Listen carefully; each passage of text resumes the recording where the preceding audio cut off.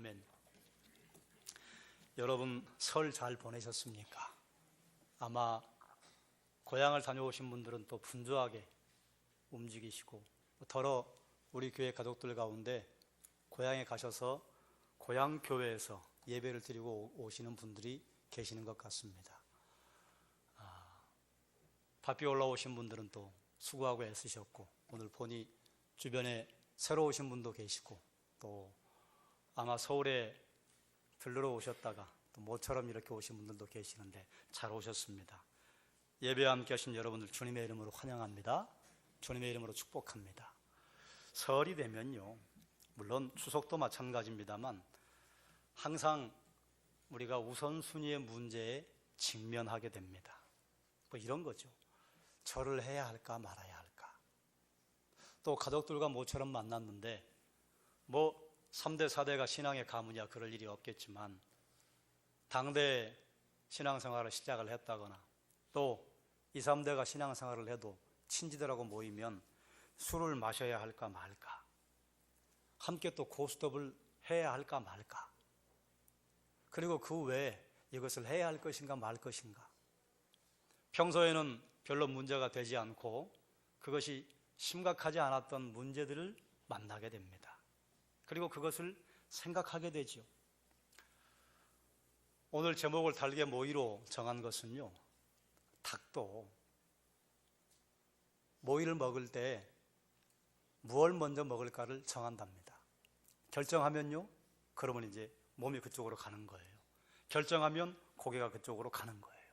정해놓고 먹어요. 우선순위가 정해지면 삶의 태도가 바뀌고요, 삶의 행동이 바뀝니다. 1912년 여러분이 잘 아시는 타이타닉호가 대서양을 건너가다가 빙산에 부딪혀서 좌초하게 되었잖아요. 4시간 정도 침몰을 했다고 하는데 타이타닉호에 얽힌 에피소드들이 얼마나 많이 있습니까? 여러분이 영화를 보셨다면 이 장면을 기억하실 거예요. 두 여인이 있었는데 한 여인은 선실로 불이 나게 가서 성경을 가지고 나왔어요. 이걸 이제 요즘 우리가 가지고 다니는 성경 정도로 생각하면 좀 곤란합니다. 1912년도만 해도 책이 굉장히 귀할 때입니다. 비싼 물건이에요. 성경이기 때문에 귀하기도 하지만 비싼 물건이에요. 그리고 성경을 가지러 갔다고 하는 것은 뭐 이제 우리 상상하는 거예요. 그 성경에 수많은 이야기가 있지 않겠습니까? 뭐 그걸 부모님에게 물려받았다든지 아니면 사랑하는 사람이 그걸 그 여인에게 선물을 했다든지 뭐 그런 스토리가 있을 거예요. 그런데 또 한 여인은 자기 보석함을 가지러 선실로 뛰어내려갔는데, 아이고, 가봤더니 보석과 돈들이 여기저기 널려 있는 거예요. 그래서 그걸 줍느라고 구명정을 탈 시간을 놓쳐버렸습니다. 타이타닉 영화에 보면 구명정에 탈 수 있는 우선순위가 어린아이들과 여인들에게 주어졌잖아요. 보석함을 주우러 갔던 그 여인이요, 자기 것만 들고 뛰어나왔으면 구명정에 탔을 것입니다. 그게 우선순위입니다. 우선순위가 정해지니까요, 태도와 행동이 결정된 거예요. 그런데 우선순위의 문제가 평상시에는요, 일상생활을 하는 중에는 그다지 큰 문제가 되지 않아요. 그런데 중요한 결정을 한다거나 아니면 위급한 상황이나 그리고 한계 상황에 처했을 때는요, 죽느냐 사느냐 하는 문제를 만들어 버립니다. 또 한 가문이 몰락하느냐 제대로 가느냐, 아니면 한 국가가 몰락하느냐 제대로 가느냐 하는 결정을 하게 되잖아요. 그러니 우선순위가 얼마나 중요합니까? 여러분 설 명절을 보내면서 여러분은 무엇을 가치의 기준으로 삼고 이거 우선입니다 하고 생각을 하셨습니까? 그리고 또 여러분은 무엇을 우선순위로 삼고 생활을 해나가십니까? 2017년 한 해가 한 달이 벌써 지나갔습니다. 그런데 또 구정 설날 어제 보냈기 때문에 또 음력으로 이제 2017년이 정식으로 시작이 되었잖아요. 여러분 한번 생각해보고 2017년도에 여러분의 발걸음 여러분의 인생의 발자국 어느 쪽으로 향할 것인지 결정할 필요가 있을 것입니다. 우리는 본문을 함께 나누면서 우선순위에 관한 문제를 생각해보고 결단할 것을 결단해야 할 줄로 압니다. 1절에 보니까 아브라함이 애굽에서 그와 그의 아내와 모든 소유와 롯과 함께 네겝으로 올라갔다 선포하고 있습니다. 그런데 13장 1절이요, 이게 좀 생각할 것이 있어요. 왜 그런가 하니까 12장 10절에 보면요, 그 땅에 기근이 있으므로 아브라함이 애굽으로 내려갔다. 아브라함이 간 곳으로만 소개하고 끝을 냅니다. 그런데 13장 1절에서는요, 굳이 아브라함이 애굽에서 그와 그의 아내와 모든 소유와 롯이 함께 네겝으로 올라갔다. 이렇게 왜 자세하게 기록을 하고 있을까? 기록을 하는 데는 이유가 있습니다.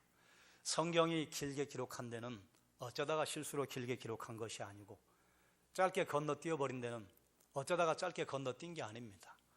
메시지를 주고 싶은 게 있을 때는 길게 기록해요.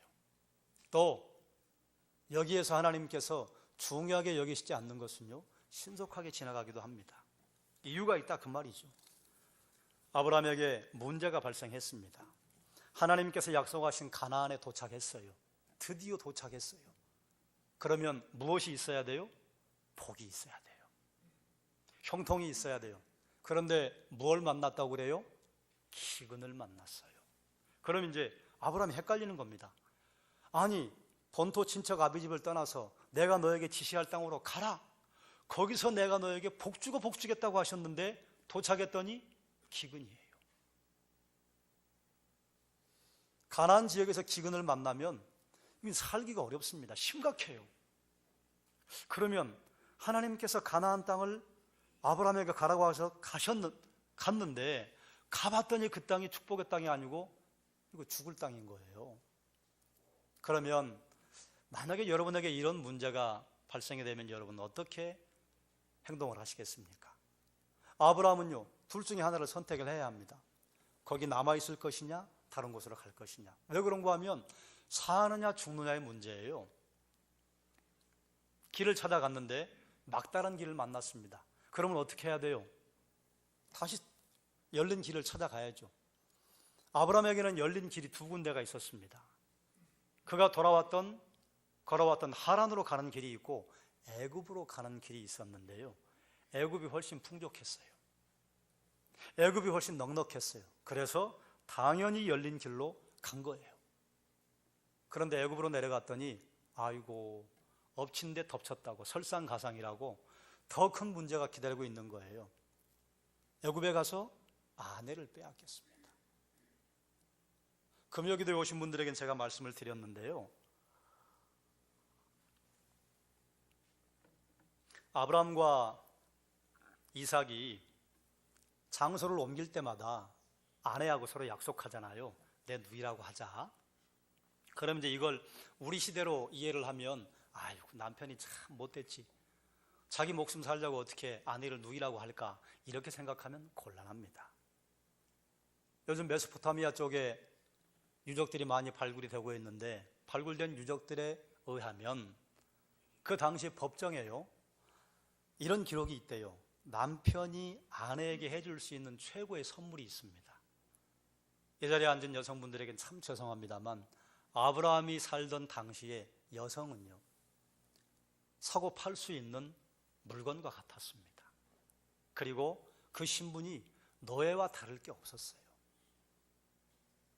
그런데 아내에게 줄 수 있는 최고의 선물이요, 법적으로 아내를 내 누이로 선포하면요, 그러면 아내에게 상속의 권리를 주는 효과가 있었습니다. 그리고 아내를 누이라고 하면요, 내가 다른 사람과는 결혼하지 않고 당신하고 평생을 살겠습니다, 이 선포가 아내를 누이로 삼는 거예요. 그러니까 아브라함과 이삭이 아내를 누이로 얘기한 것은요, 아내에게 최고의 대우를 해준 겁니다. 최고의 대우를 해줬는데 그건 어디의 관습이에요? 메소포타미아, 갈대아 우르의 관습이에요. 애굽과 가나안은요, 아니에요. 그러니까 누이라고 얘기하니까요, 사실은 거기에 이제 생명을 위한 방법도 있었습니다. 남편과 아내가 가는데 아내가 예쁘면요, 남편 죽여버리고 아내를 데리고 가면 돼요. 그게 당시의 법이었습니다. 그런데 누이라고 하면요, 그 가문의 사람들에게 최선을 다해서 대우를 하죠. 그래 애굽으로 들어갔는데 빼앗겼어요. 가나안 땅에서 만난 문제는요, 선택의 기회가 있었습니다. 여기 남을까 갈까, 하란으로 돌아갈까 애굽으로 내려갈까. 그런데 애굽에서 만난 문제는요, 선택의 기회가 이제는 없어요. 아브라함의 힘으로 할 수 있는 것이 없습니다. 여러분, 문제를 만날 때 그럴 때가 있잖아요. 어쩔 때는 이건 내 힘으로 해볼 수 있을 것 같아요. 이렇게 하면 해결될 것 같고, 이렇게 하면 좀 길이 열릴 것 같고. 그런데 정말 큰 문제를 만나면요, 옴짝달싹을 못할 때가 있잖아요. 뭘 해볼 게 없어요. 사람에게 부탁할 길도 없고, 그렇다고 이제 내게 남아있는 능력도 없고. 그때 우리는 어떻게 해요? 하나님에게 기도하지 않습니까? 여러분이 지나왔던 고난과 어려움들, 핍박의 현장을 한번 돌이켜 보십시오. 문제가 해결될 때요, 그때 나의 힘으로 해결할 때도 있어요. 그런데 대개요, 절체절명의 순간에요, 꼭 누가 도와주셨는가 하면 하나님의 보이지 않는 손이 있었습니다. 아브라함에게요, 하나님께서 역사하셨어요. 하나님께서 왜 아브라함을 도우셨는가 하면 아브라함에게 하신 약속이 있잖아요. 내가 너로 큰 민족을 이루고 너로 말미암아 모든 민족들이 복을 받고, 그리고 내 자녀가 하늘의 별과 같고 바다의 모래와 같게 할 것이다. 그건 나중에 주시는 약속이지만 그 자녀를 크게 만들어 주시겠다고 약속하셨다, 그 말입니다. 그런데 사레가 바로의 아내가 되면 하나님의 약속하신 선포가 깨지게 되는 것입니다. 하나님은 한 번 약속하신 하나님의 말씀에요, 신실하세요, 성실하세요. 그 약속 때문에 하나님이 어떻게 역사하시는가 하면 바로와 바로의 집안에 큰 재앙을 내리셨다. 그래서 바로가 아브라함을 찾아오지 않습니까? 왜 너의 누이를 아내라고 했느냐? 그리고 아브라함이 돌아가도록 순순하게 길을 열어줍니다.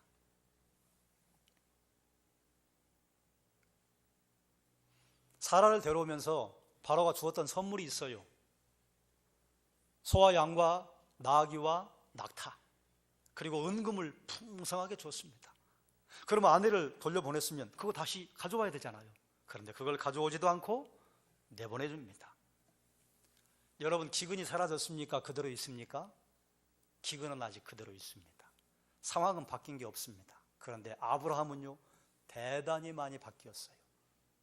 오히려 기근에 소와 양과 나귀와 낙타와 은금이 풍부하게 돼서 그 땅을 나오게 되었습니다. 누구의 도움이에요? 하나님의 도움이에요. 누구의 능력이에요? 하나님의 능력이에요. 그러니까 아브라함이 애굽에 내려갈 때는요, 아브라함이 기근이 들어서 내려갔다 이러고 끝나는데 13장 1절에서는요, 애굽에서 그와 그의 아내와 모든 소유와 롯과 함께 네겝으로 올라왔다. 자세하게 기록한 것은 무엇 때문인가 하면 자칫 잘못하면 아브라함이요, 모든 걸 다 잃고 혼자 나올 뻔했습니다. 은금과 소와 양과 낙타와 나귀가 풍성하면 뭐합니까? 아내를 잃고 왔는데. 모든 걸 잃어도 아내가 옆에 있으면, 모든 걸 잃어도 가족이 옆에 있으면 그 감당할 수 있잖아요. 다 얻었는데 가족이 다 떠났어요. 다 얻었는데 아내가 사라졌어요. 그게 무슨 복입니까? 그럴 뻔했는데 하나님께서 아브라함을 불쌍히 여기셔서 바로의 소나기에서요, 전혀 아브라함을 건드리지도 못하게 하시고 아브라함에게 주었던 모든 소유도 건드리지 못하게 하시고 나오게 하신 것입니다. 기근은 그대로예요.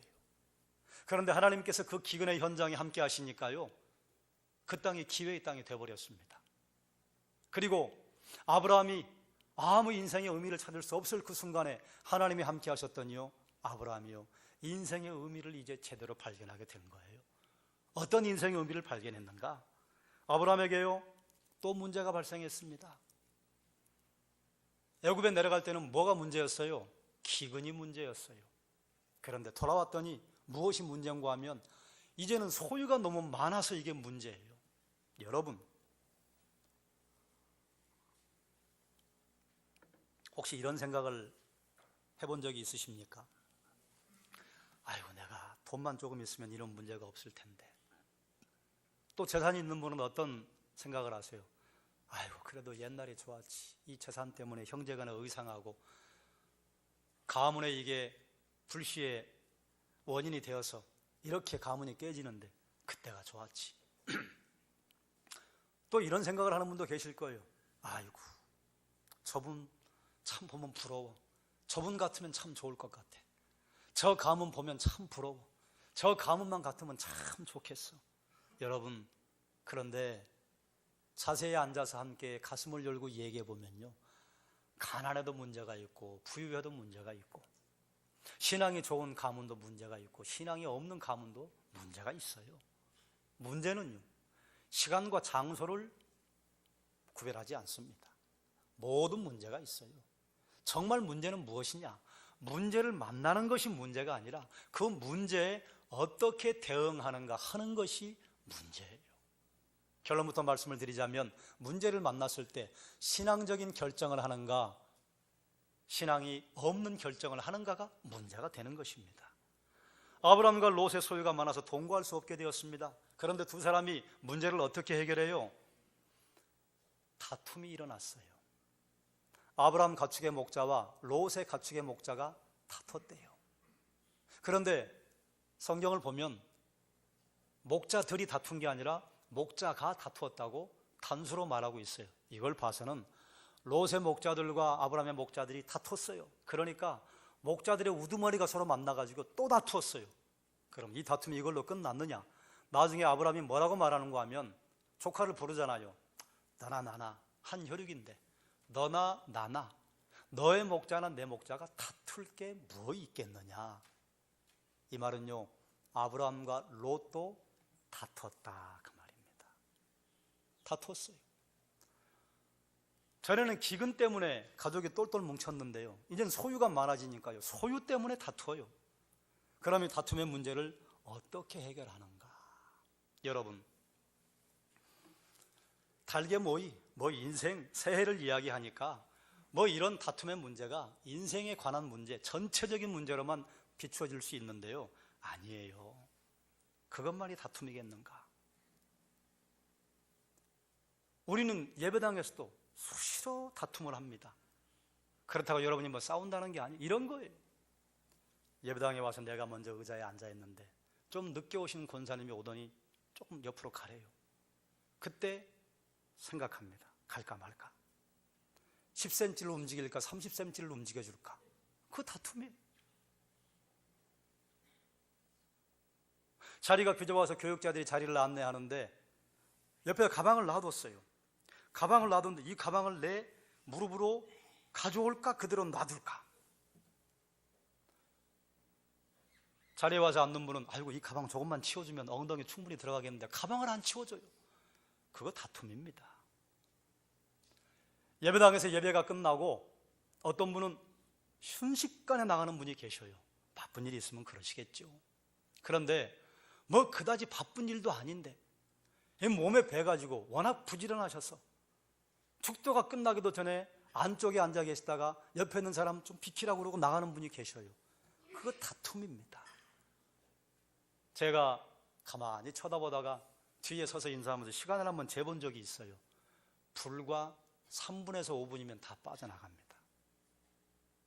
그 3분과 5분 사이를 못 기다려서 자리를 다투는 거예요. 그 다툼이 여기서만 있습니까? 화장실에 들어가는데요, 먼저 들어갈 것인가 양보할 것인가? 식사에 배식을 기다리는데 먼저 갈 것인가 양보할 것인가? 새치기 하면 안 되겠죠. 그런데 새치기 하는 분은 혹시 또 압니까? 이유가 있는 줄. 새치기 해봤자 내가 밥 숟가락 뜨는 데는 그러면 1분, 2분도 아니에요. 몇십 초 차이가 납니다. 그런데 거기서 우리 마음속에 다툼이 일어나요. 우리 교회에 누군가 새로운 분이 오시고 또 오랜만에 누군가 오시면요, 그건 정말로 귀한 결정을 한 것 아닙니까?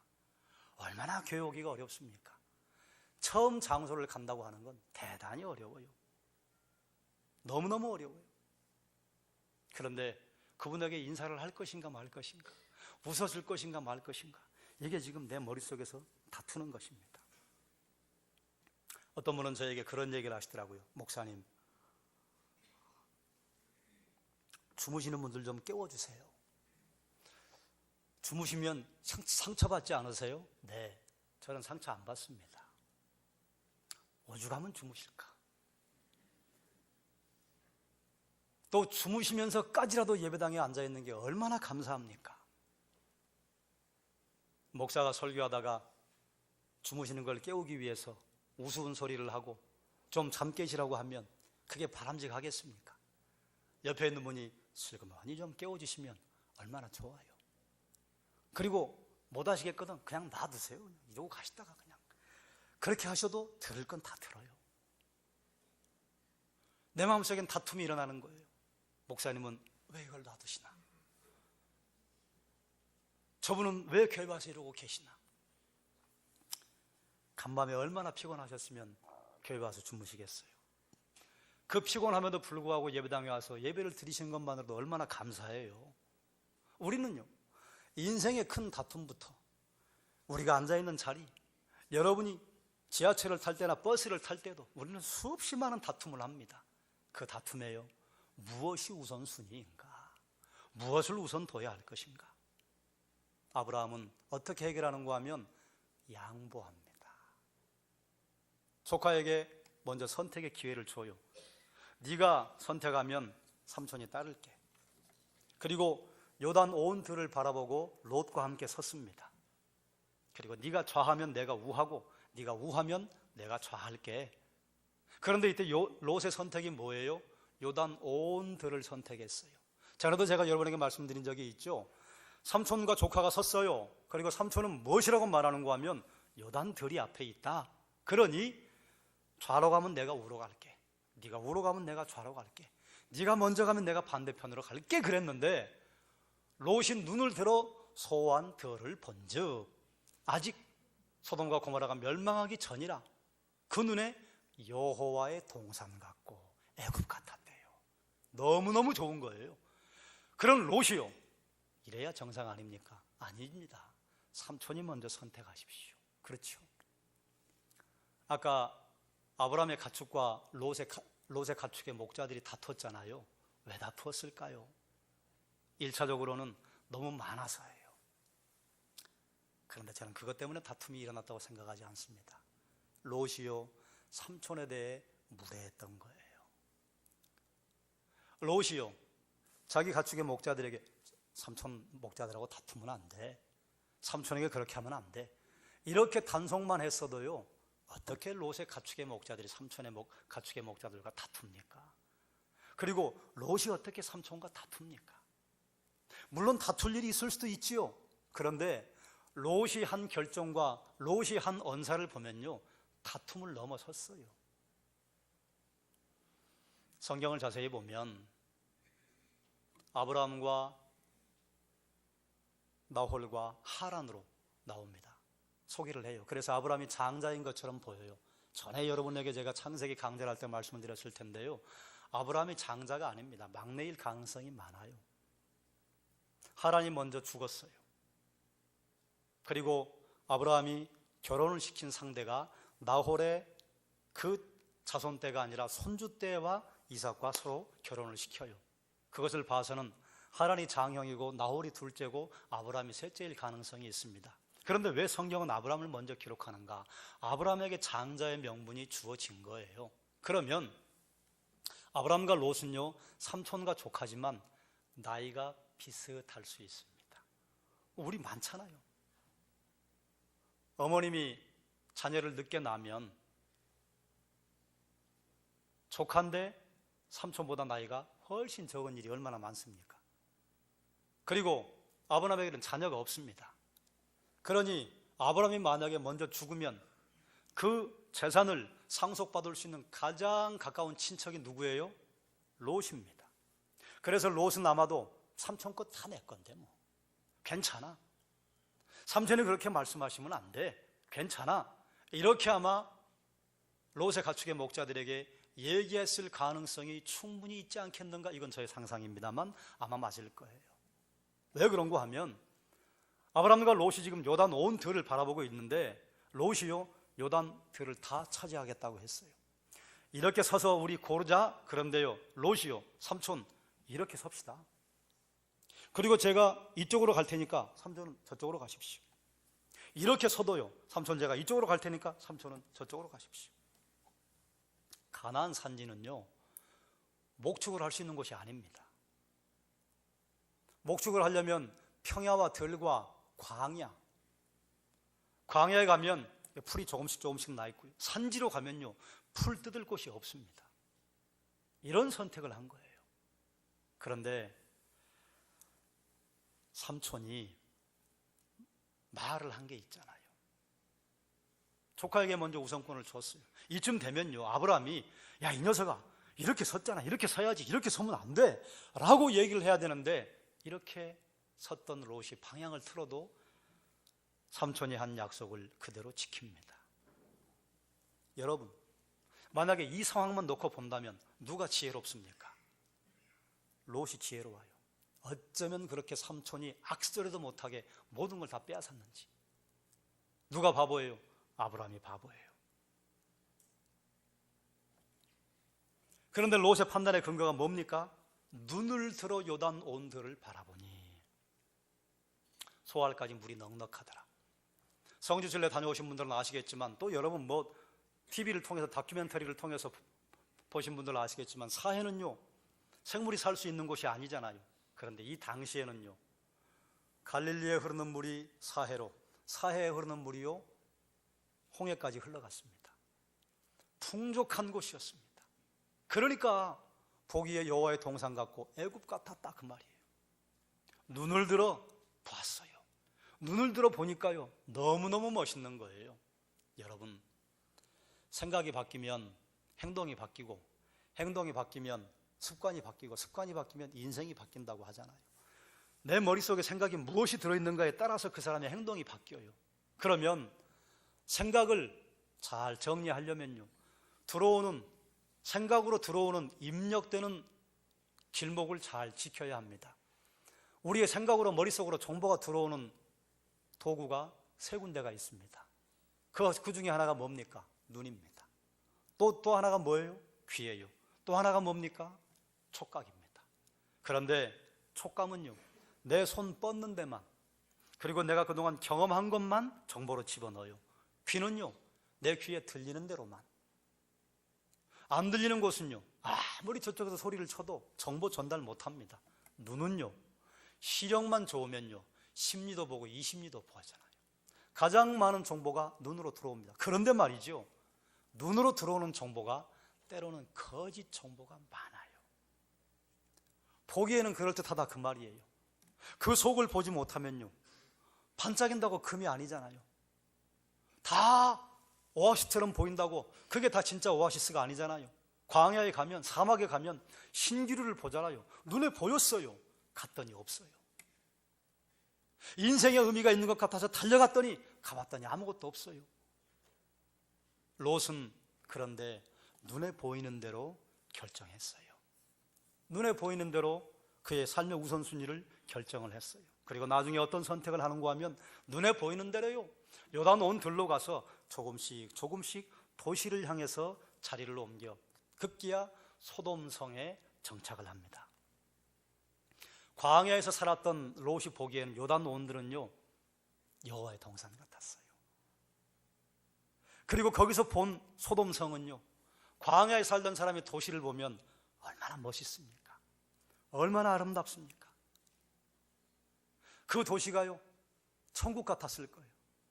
그런데 사실은 롯은 알고 있었던 내용이 있어요. 소돔이 하나님 앞에 죄인이고 그리고 여호와 앞에 악하다고 하는 것을 알고 있었습니다. 그럼에도 불구하고 그런 건 괜찮아, 삶의 질이 좋아져, 그런 건 좀 뒤로, 삶이 풍요로워져, 이게 목적이었어요. 뭘 보면 알 수 있는가 하면 창세기 19장 16절에 보면 천사들이 소돔성을 멸망시키기 위해서 도착했어요. 아브라함의 기도를 듣고 아브라함을 생각하셔서 롯을 구해내기 위해서 곧 이 성을 멸망시킬 거다. 피해라. 그런데 롯의 반응이 어때요? 지체하네. 지금 멸망시킨다고 천사가 내려와서 얘기하면 도망가야 돼요? 거기 있어야 돼요? 도망가야 돼요. 왜 지체했을까요? 아이고, 지금 저 선실에 있는 저 보석, 선실에 깔리는 저 돈, 내 집 어떻게 마련했는데, 이 재산을 어떻게 마련했는데. 롯의 눈에는요, 생명이 보인 게 아니라 재산이 보였던 거예요. 여러분, 반짝인다고 모두 금이 아니잖아요. 눈에 보인다고 그게 모두 오아시스가 아니잖아요.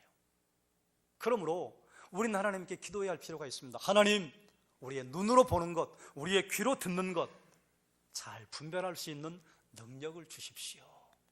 그래서 여러분, 눈으로 보고 여러분 귀로 듣는 것에 하나님이 분별하는 능력을 더하셔서 거룩한 판단 그리고 지혜로운 우선순위를 정하게 해주시기를 주님의 이름으로 축원합니다. 아브라함은요, 애굽의 사건 이후에 인생의 의미를 새롭게 알게 되었습니다. 하나님을 보는 눈이 더 확실하게 하나 생겼어요. 기근을 피해서 애굽에 갔더니 거기가 무덤 될 뻔했잖아요. 사망의 음침한 골짜기였어요. 그런데 거기에 하나님이 함께 하시니까요, 무덤인 줄 알았던 애굽이 기회의 땅이 되잖아요. 아브라함이 하나님을 하나 더 알게 된 것입니다. 아하, 가나안이냐 애굽이냐가 문제가 아니로구나. 하란이냐 가나안이냐가 문제가 아니로구나. 기근이냐 소유가 많고 적으냐 이게 문제가 아니로구나. 내가 하나님을 의지하는가, 하나님을 따라가는가, 하나님 중심으로 사는가 하는 것이 문제로구나. 가나안은 하나님께서 아브라함에게 주신 기회의 땅이었습니다. 그렇기 때문에 기근을 만났을 때에 그 땅이 기회의 땅인데 하나님, 이게 웬일입니까? 그럼 제가 어떻게 해야 할까요? 라고 물었어야 정상입니다. 그런데 애굽에 갔다 오면서 꽤 비싼 비용을 치루었지만 한 가지 깨달았습니다. 하나님이 약속의 땅을 아브라함에게 주셨으니 요단 온 들도 약속의 땅이요, 가나안 산지도 약속의 땅인 것입니다. 그리고 한번 약속을 한 아브라함이요, 그 약속에 신실해요. 하나님이 한번 약속하신 것, 절대로 신실하신 것, 그거 깨닫고요, 그가 약속한 것, 비록 지금 아무리 봐도 손해인 것 같은데 신실하기로 결정한 것입니다. 아브라함은 눈에 보이는 대로 본 것이 아니라 눈에 보이지 않는 하나님을 본 것입니다. 인종차별의 역사가 대단히 치열했던 남아공이요, 그 땅이 맨 처음부터 영국의 식민지가 됐던 건 아닙니다.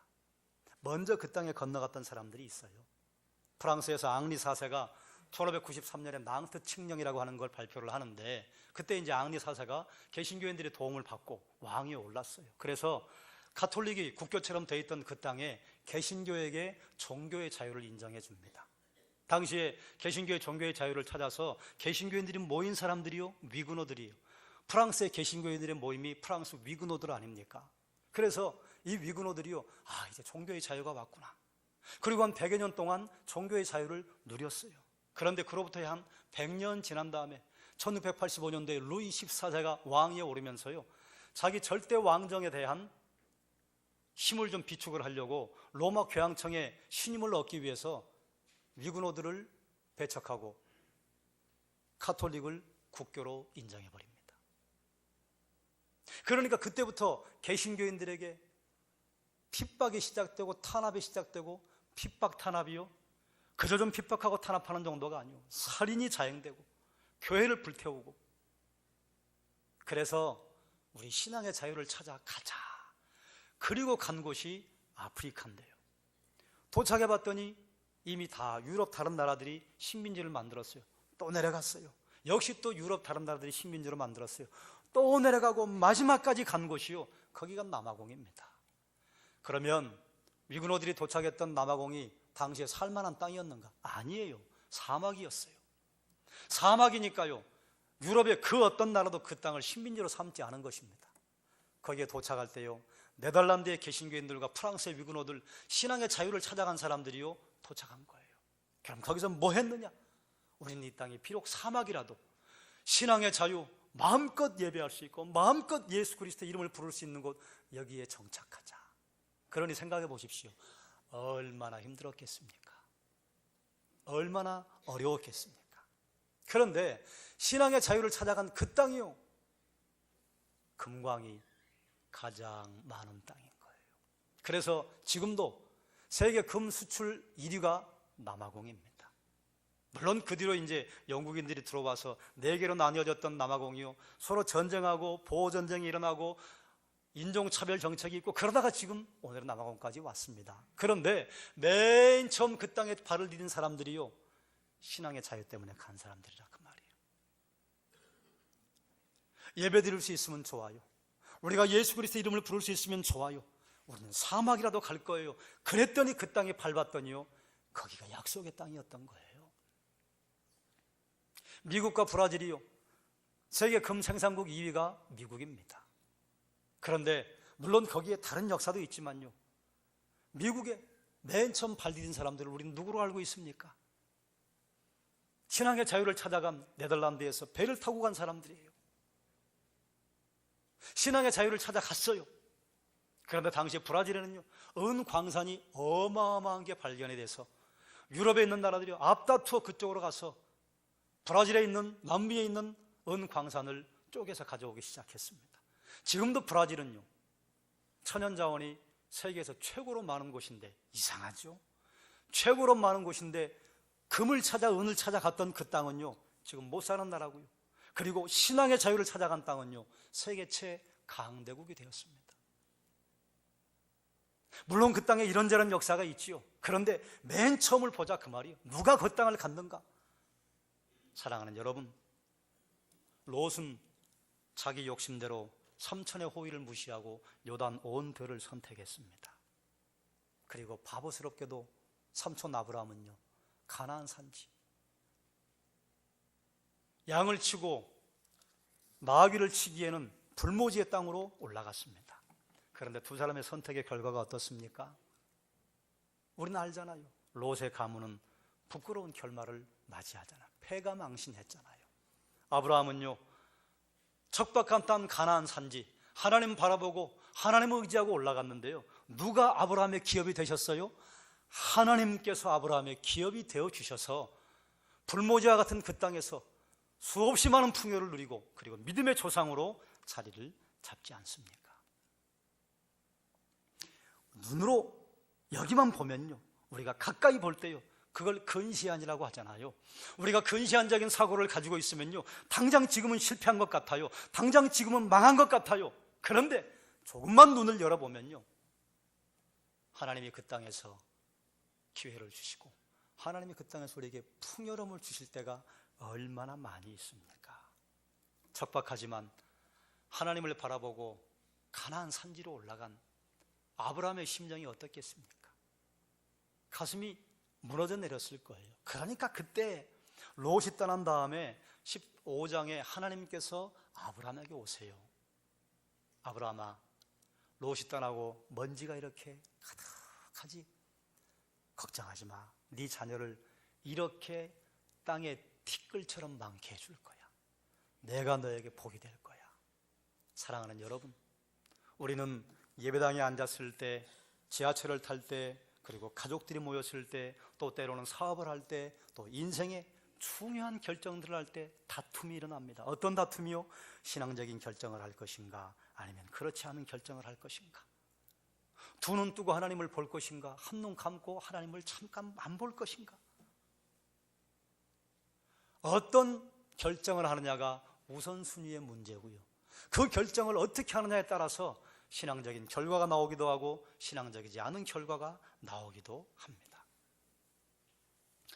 신앙적이고 도의적인 책임을 무시하고 물질을 선택한 롯이요, 소돔과 함께 멸망하고 말았습니다.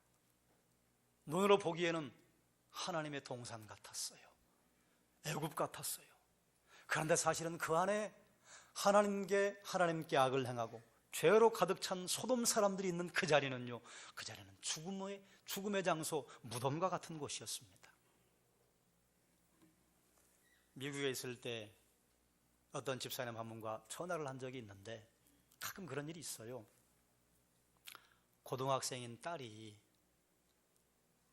남학생 친구와 가출을 했대요.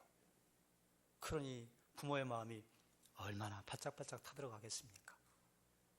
찾지도 못해요. 해외 나가서 가출하면요, 어디로 가서 찾습니까? 그리고 나서 이런 말씀을 하시는 거예요. 주로 이제 가면 몸으로 하는 일을 하잖아요. 세탁소를 하든지 아니면 치킨집을 하든지 빌딩 청소를 하든지 뭐 이런 일을 해요. 제가 가게 둘을 운영하느라고 너무 바빠서 딸을 잘 몰랐습니다. 안타깝죠. 그런데 무엇이 우선순위가 되어야 하겠습니까? 무엇을 먼저 생각해야 하겠습니까? 닭이 모이를 먹을 때도 무엇을 우선순위로 삼았냐에 따라서 삶의 태도와 행동이 결정이 됩니다. 우리가 인생에서 무엇을 우선순위로 삼는가에 따라서 내 태도와 삶의 행동이 결정이 됩니다. 그런데 그것은 인생을 결정하기도 합니다. 사랑하는 여러분, 여러분은 무엇을 우선순위로 삼고 계십니까? 여러분이 우선순위로 삼는데 여러분의 삶의 가치의 기준은 무엇입니까? 사실은 우리는 답을 다 알아요. 답을 아는데요, 두 눈 뜨고 하나님을 볼 것인가, 예수 그리스도를 볼 것인가, 이때만 눈을 감을 것인가, 그리고 눈을 감아버릴 때가 있다, 그 말이에요.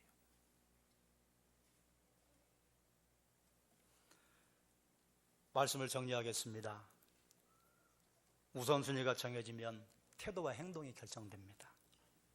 물질적인 것을 보는 눈으로 선택을 한 롯에게요, 여호와의 동산 같고 애굽같이 풍성해 보였던 소돔은요, 그의 가문의 무덤이 되고 말았습니다. 그러나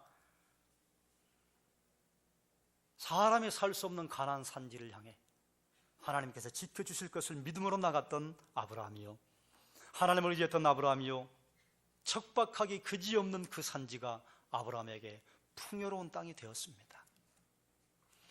가나안에 있는가, 애굽에 있는가, 내가 서울에 있는가, 부산에 있는가, 이게 문제가 아닙니다. 내가 어디에 있든지 하나님을 붙잡고 가는가, 내가 예수 그리스도를 따라가는가, 내가 신앙적인 결정을 하는가, 이것이 사실은요, 나중에 우리의 삶을 결정짓습니다. 땅이 풍성한가 척박한가, 그건 문제가 아닙니다. 땅이 풍성해도 문제가 생겨요. 땅이 척박해도 문제가 생겨요. 기근이 와도 문제가 생기고 소유가 많아도 문제가 생깁니다. 그야말로 문제는요, 그 문제 앞에 어떤 결정을 하고 어떤 기준을 가지고 우선순위를 정하는가. 사랑하는 여러분, 여러분의 우선순위는 뭡니까? 여러분이 우선순위를 결정하시는 기준은 뭡니까? 지혜로운 선택을 하시길, 그리고 분별력 있는 선택을 하시길 하나님께서 우리의 눈과 귀와 우리의 마음 중심을 열어주셔서 하나님이 원하시는 거룩한 결정을 하게 해주시기를 주님의 이름으로 축원합니다. 기도하겠습니다.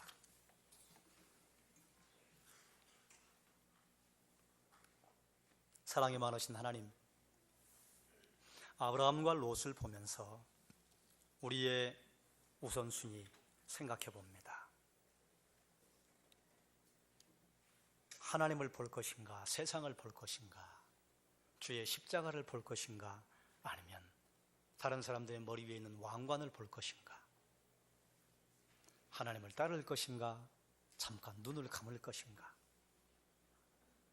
우리의 눈 여시고 귀를 여셔서 하나님 앞에 지혜롭고 거룩한 결정을 하게 하여 사랑하는 종들의 생이 척박한 곳에서도 하나님의 능력을 드러내며 기근이 있는 현장에서도 하나님의 영광을 드러내는 하나님의 거룩한 백성들로 서게 하여 주시며, 사랑하는 종들의 가문과 사랑하는 종들의 집안이 신앙의 가문으로, 믿음의 가문으로 서게 하여 주시옵소서. 예수님의 이름으로 기도드리옵나이다. 아멘.